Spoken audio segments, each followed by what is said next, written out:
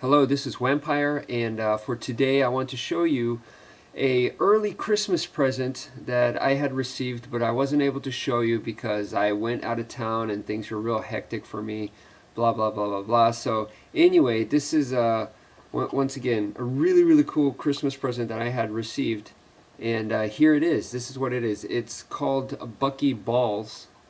Here we go. You can see they're the magnetic balls, really small, 216 powerful rare earth magnets, and you're supposed to make different kinds of shapes and sizes. It says it's for grown-ups, right? It's supposed to be like a desk toy, I guess, or a desk display model. It comes with this really nice plastic container in which you can put it in. And of course it starts off with this really cool cube shape. It's 6 by 6 by 6. You know, the really cool thing about this is the way that I view it is it's like a puzzle. This is actually the second cube that I have been able to make. I first opened it, took it apart, played around with it, and then realized that it was really difficult to put it back into the cube. I really tried hard, and so it's like a puzzle basically that you have to try to figure out. I went on YouTube, of course, and looked up different ways, and still it wasn't really clicking for me.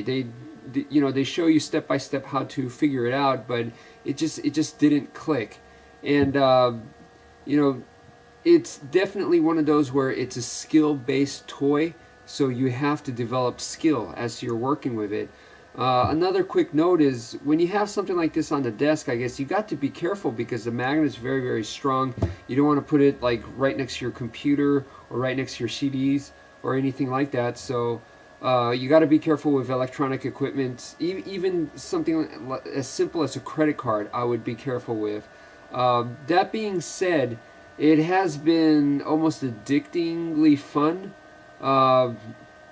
So anyway, I'm going to take it apart. Man, this is going to be hard. I'm not even going to try it on camera because, like I said, this will be the third time that I attempted. And, you know, the first one I did out of pure luck. And then the second one is still, there's a lot of luck. But I'm starting to get the hang of it. So, okay, you can see that I'm smushing the shape. Alright. Some word of advice. The most important thing that you need to learn if you know, because the first thing, in my opinion, is to learn how to put it back into a square again. So that's the first puzzle that you got to do. I'm sure there's a lot more complicated shapes that you could challenge yourself with, but the first thing is to put it back into the cube. This is what you got to do. You got to make it into a long strand. Okay, so that's the first thing. So from here, you just, you know, keep pulling it apart like this and practice making it into strand. Each ball actually has a plus and a minus, so that's kind of the tricky part. And just to let you know, also at the store, I've seen this one's in silver, but here we go. This one's in silver. I've seen it in gold, and I've also seen it in small micro cube shapes. So I think the cube shape would probably make it easier to play around with, but it also probably limits you a lot more. But anyway, I just thought that was really cool. The next thing, once you make it into a strand, there's plenty left, but try to just make it into a strand long, make a bunch of strands if possible, and do this. And then the next thing that you need to learn is actually to, of course it sticks, right? But the next thing you need to learn, in my opinion, is, okay, you make a ring like this, okay? But then, okay, watch this carefully. I'm not, it's kind of hard to describe this, and I think the instructionals on the videos had a hard time explaining this, but it's not you're going like this, alright, and then it becomes like this nice ring.